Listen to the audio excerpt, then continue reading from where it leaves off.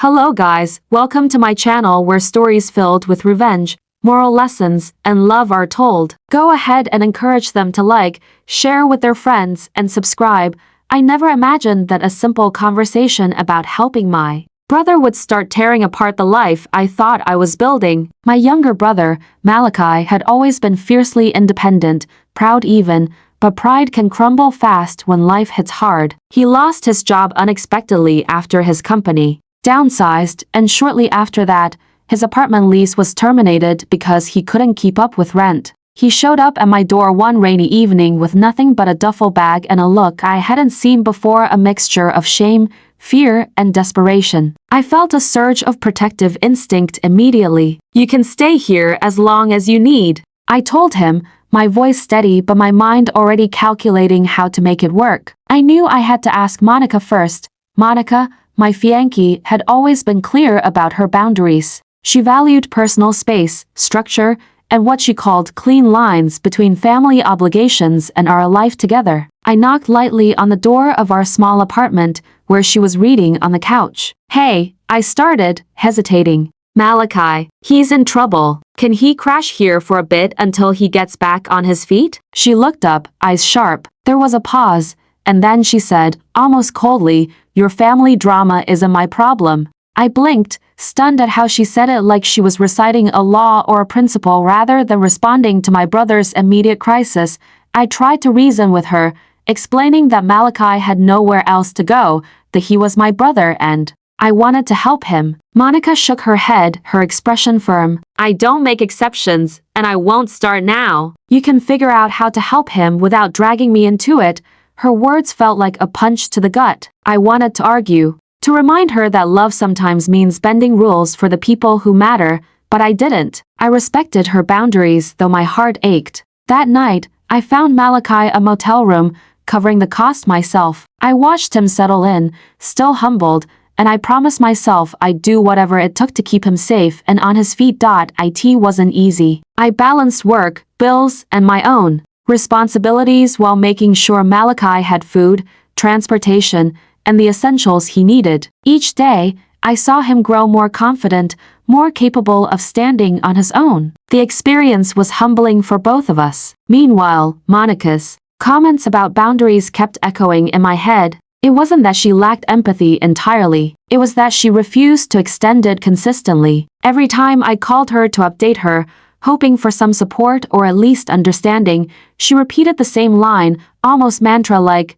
"I am not responsible for your family." Malachi, despite the embarrassment of being homeless, adapted quickly. He found part-time work, and slowly, I helped him apply for better opportunities. I remember the nights when we'd sit in the motel room, the rain pattering against the window, and he would tell me how grateful he was that I didn't abandon him. "Most people would have just let me fend for myself," he whispered, eyes glossy. And in those moments, I knew I had made the right choice. The bond between us deepened, and I realized that standing by family wasn't just about financial support. It was about presence, assurance, and being the anchor when storms hit.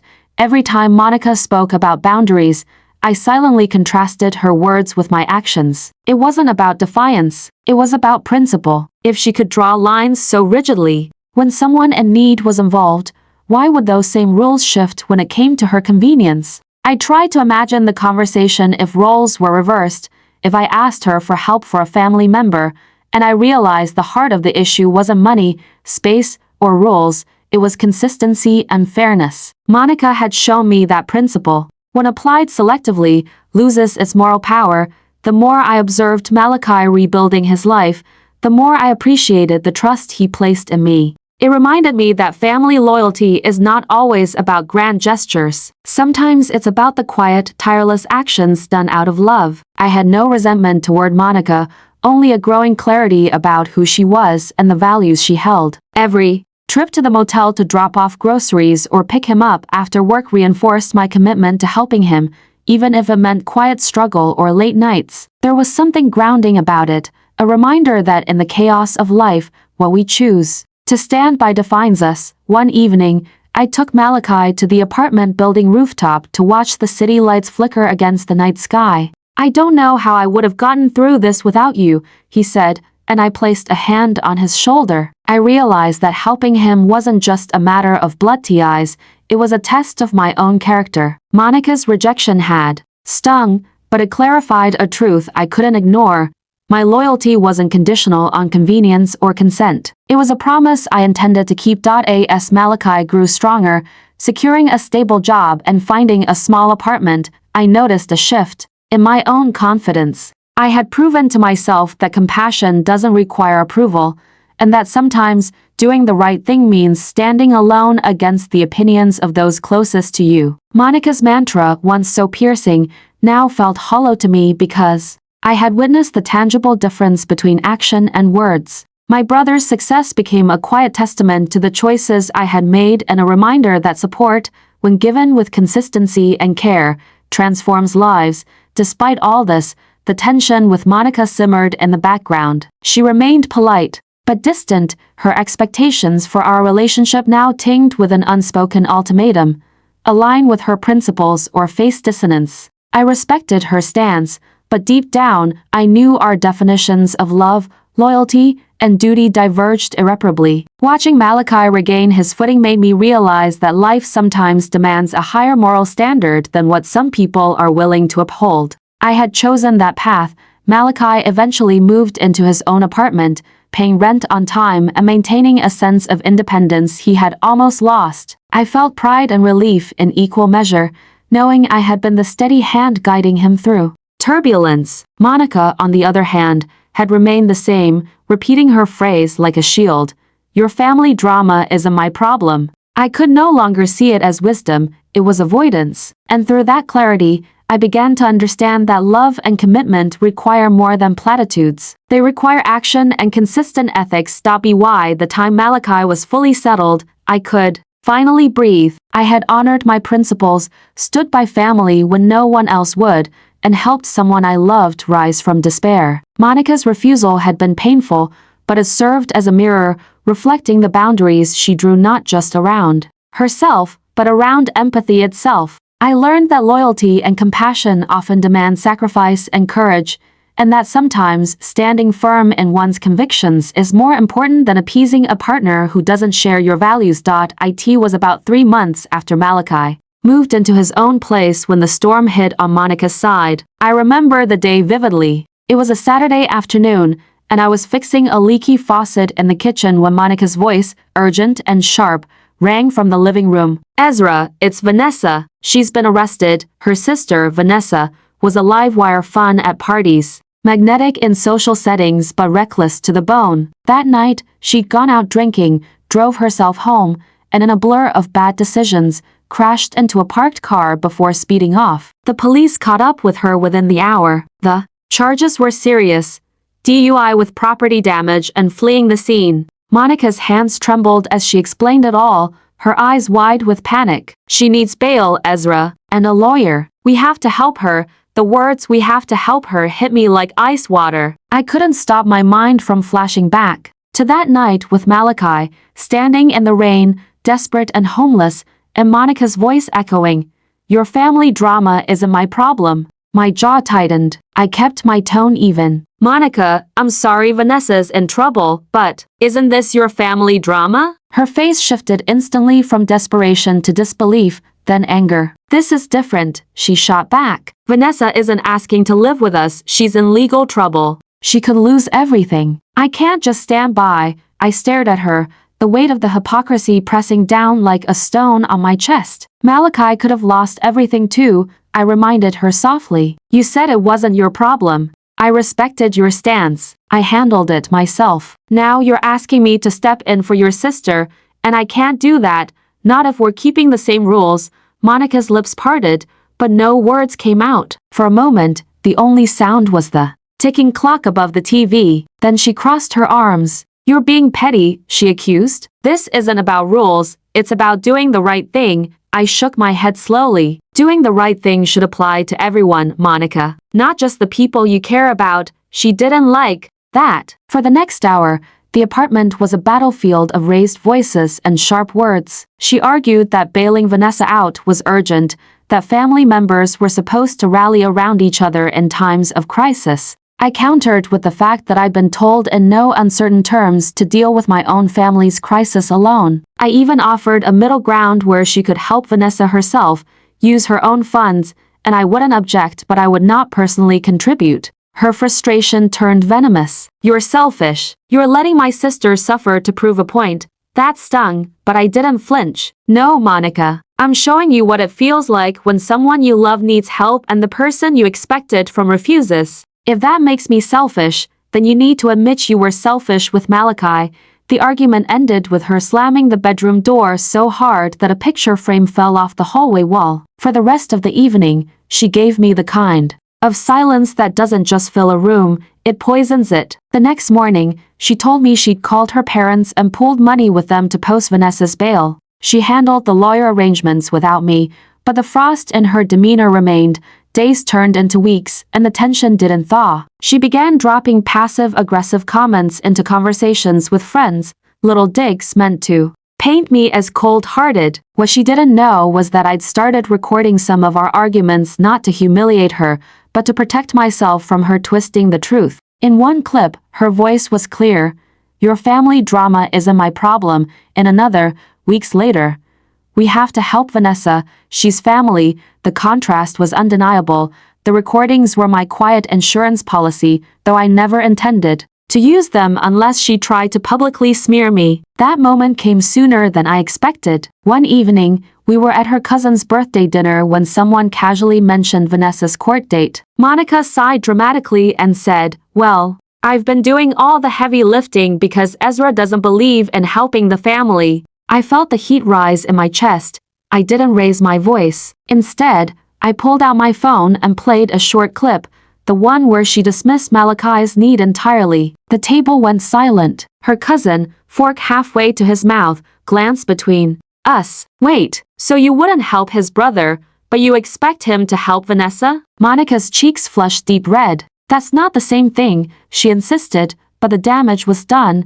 Her relatives didn't say much after that, but I noticed the shift in their eyes. Respect had been replaced by quiet judgment. That night, Monica berated me for embarrassing her in front of her family, but I told her calmly, "You embarrassed yourself. I just reminded you of your own words." Over the next month, the chasm between us widened. We still shared a roof, but conversations were short and laced with tension. She started spending more nights at her parents' house, claiming she needed space. I threw myself into work and into helping Malachi furnish his new apartment, finding relief in his gratitude and the easy honesty between us.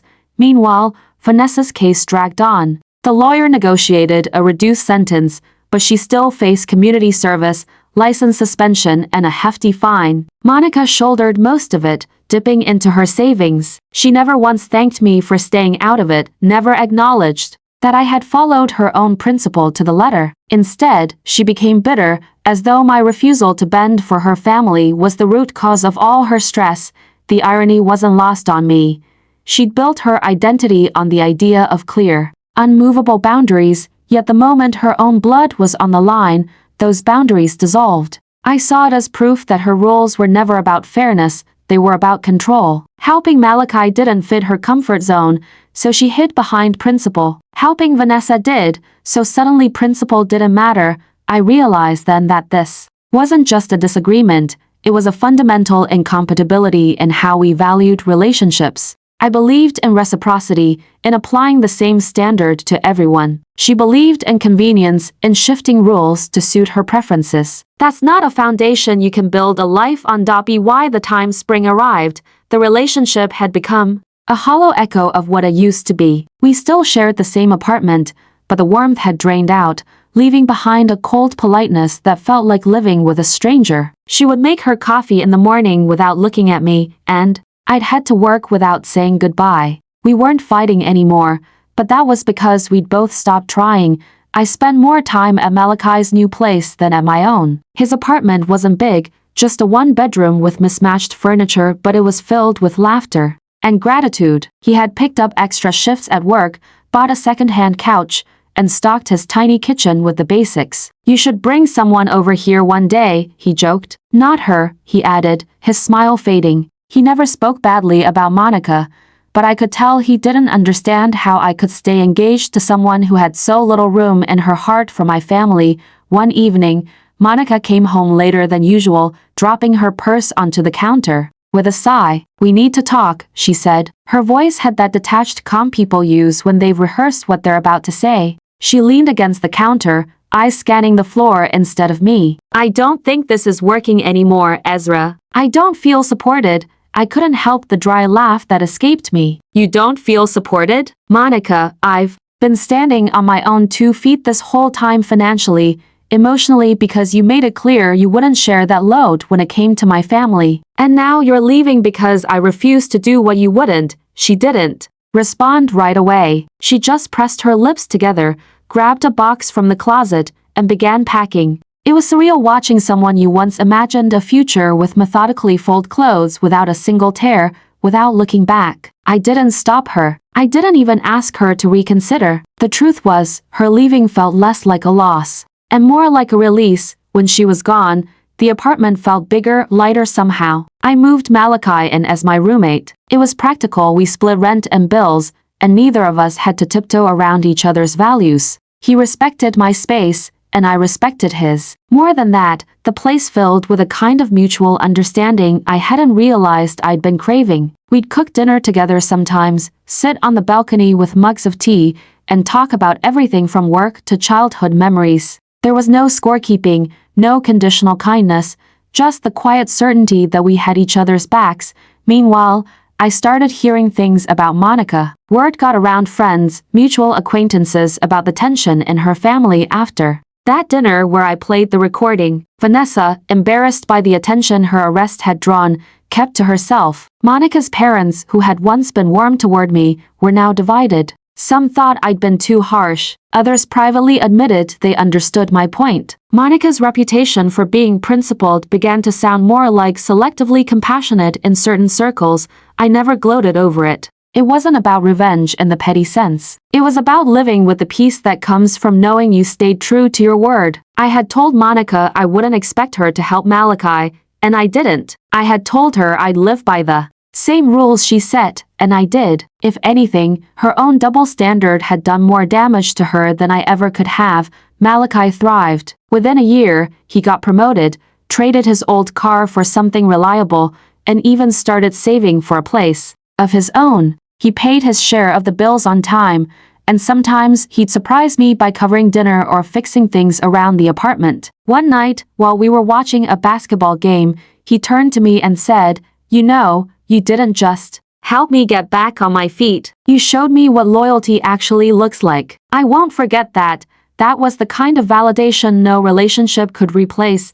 I thought back to Monica's words, "Your family drama isn't my problem," and realized how those 7 words had drawn the fault line between us from the start. She saw boundaries as walls. I saw them as gates open to the people who'd stand beside me when it mattered. The breakup didn't make me bitter. If anything, it sharpened my sense of what I needed in a partner: consistency, empathy, and a willingness to live by the same standards they expect from others. Months later, I ran into Monica at a grocery store. She was polite but distant, and I noticed the weariness in her eyes. We exchanged small talk, safe topics like work and the weather, but there was an unspoken acknowledgement between us that we were better off apart. As I walked away, I felt nothing but relief. Helping Malachi had cost me a relationship, but it had preserved something far more important than my integrity. I had stood by my brother when he needed me most, without conditions or double standards. In return, I'd gained a roommate, a stronger bond with my family, and a clearer understanding of what values I refused to compromise. Life moved forward, smoother and lighter. I started dating again, but with a more discerning eye. I no longer mistook strict boundaries for emotional maturity or confused principles with inflexibility. I'd learned the hard way that anyone can claim to have values. What matters is whether they hold them steady when the cost is inconvenient. Looking back, I don't regret a single decision. Monica had her rules, and I respected them, even when they hurt. But when it was my turn to apply those same rules, I refused to twist them for convenience. That choice ended our engagement, but it also set me free. In the end, I'd rather lose someone over my consistency than keep them by abandoning it. Moral lesson: Boundaries are important, but they must be consistent to hold any real meaning. Love and loyalty aren't about convenience, they're about standing firm for those you value, even when it costs you. People who shift their standards, depending on who's asking, reveal that their principles are just preferences. True integrity means applying the same rules to yourself as you expect from others, no matter the discomfort. I learned that protecting my values was worth more than protecting a relationship built on double standards. Hello guys, thank you for staying with me through this story. If it touched you, inspired you, or made you think, don't just keep it to yourself. Hit the like button, subscribe to the channel, share it with your friends, and drop your thoughts in the comments. I'd love to hear what you would have done in my shoes and what lessons you took from this story.